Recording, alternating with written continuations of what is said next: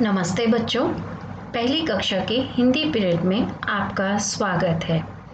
आज आपको जानकर खुशी होगी कि हम अपनी टेक्स्ट बुक की पढ़ाई आज से शुरू कर रहे हैं।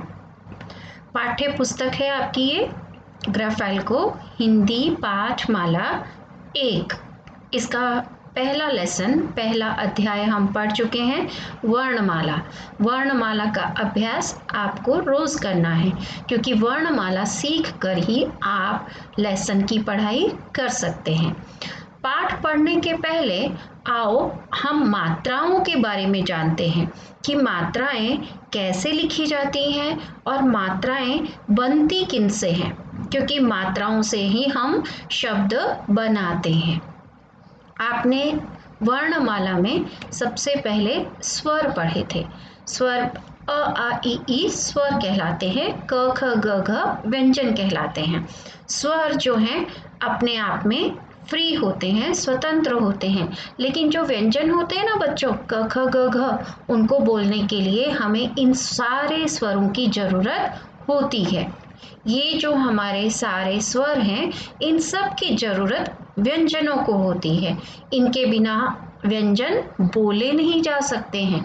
तो अ आ इ ई उ ऊ री ए ओ अं अह, इनसे मात्राएं बनती हैं। आओ मैं आपको दिखाती हूँ कि इनकी मात्राएं कैसे लिखते हैं। ये हमारे सारे स्वर हैं और ये हमारी इनकी मात्राएं हैं। अ जो होता है, अ की कोई भी मात्रा नहीं होती। अ अपने आप में ऐसे ही लिखा जाता है, इसकी मात्रा नहीं होती। आ की मात्रा के लिए जो ये हम स्टैंडिंग लाइन लगाते हैं, ये आ की मात्रा कहलाती है।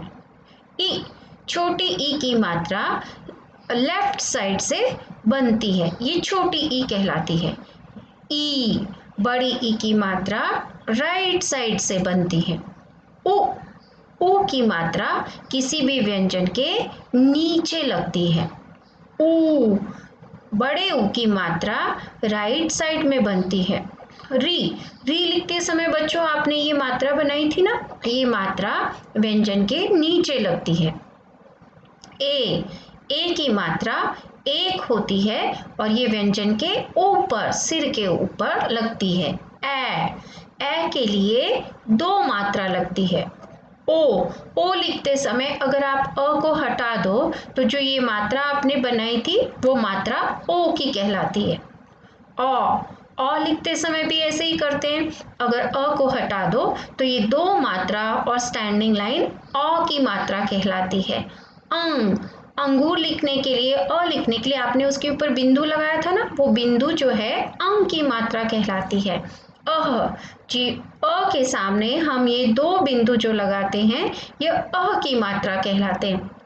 ये सारी मात्राएं हम आपको धीरे धीरे सिखाने वाले हैं। सारी मात्राएं एक साथ आप नहीं सीखेंगे, धीरे धीरे सीखेंगे। आज हम सिर्फ अ की मात्रा सीखेंगे। एक बात बताते हैं बच्चों कि जब हम व्यंजन लिखते हैं, अगर इनके अंदर हम स्वरों की मात्रा नहीं लगाएं तो ये अपने आप में पूरे नहीं होते। आप इनके सबके लेग के नीचे टेढ़ी लाइन देख रहे हैं, ये जो टेढ़ी लाइन है ये हलंत कहलाती है। क्या कहलाती है बच्चों? हलंत कहलाती है। और इस हलंत का मतलब होता है कि ये आधे आधे हैं। कैसे हैं ये? आधे आधे हैं, ये पूरे नहीं हैं। इनको पूरा बनाने के लिए अ आ इ ई की जरूरत होती है। जब हम इनमें अ आ इ ई जोड़ते हैं तब ये पूरे बनते हैं। आओ आगे का आपको सिखाएं। ये देखो, ये स्वर अ आ इ ई उ ऊ री ओ अ। तो यहाँ पर इनकी मात्रा जो मैंने अभी आपको सिखाई वो मात्राएं लिखी हैं।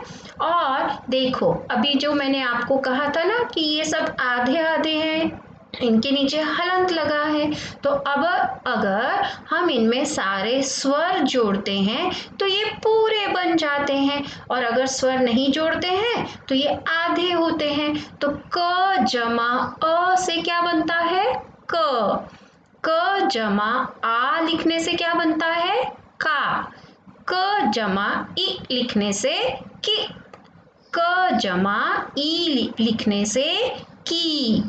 क जमा उ लिखने से कु। मैंने आपको बोला था ना, उ की मात्रा व्यंजन के नीचे लिखते हैं।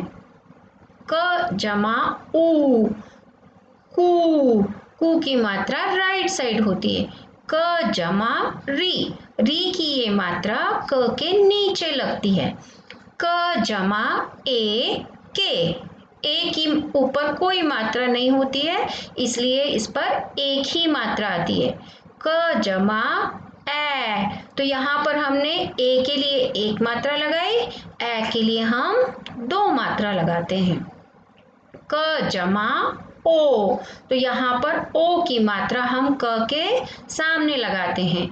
क जमा अ की मात्रा हम क के साथ लगाते हैं तो क बन जाता है, और क में अंग और अ की मात्रा लगाने से कंग और क बनता है। तो आज हम सबसे पहले फर्स्ट नंबर पर जो अ लिखते हैं उसकी मात्रा, उसके मात्रा के शब्द पढ़ने वाले हैं।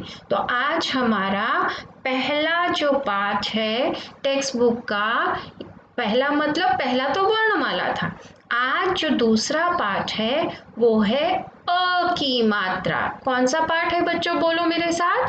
अ की मात्रा। अ की मात्रा का पाठ हम पढ़ने वाले हैं। ये आपकी टेक्स्ट बुक का पाठ 2 अ की मात्रा का है। ये इसका हम पूरा स्टडी करने वाले हैं, पूरा पढ़ने वाले हैं, और यहाँ पर नीचे फिल इन द ब्लैंक्स हैं, ये सब भी हम पढ़ने वाले हैं और इनमें आंसर लिखने वाले हैं। तो जब आपके पास किताब आएगी, बुक आएगी, तब आपको रोज पढ़ना है। अभी मैंने आपको इसका चित्र भेजा है, उस चित्र में पढ़ने की प्रैक्टिस करनी है, और प्रैक्टिस करने के बाद इसको लिखना है। आपका होमवर्क क्या है? लिखने और उच्चारण का अभ्यास करना है, और आपको जो मैं वर्कशीट भेजती हूँ उस वर्कशीट में आपको लिखना है। लिखने से आपको सब धीरे धीरे आने लगेगा। ठीक है ना बच्चों?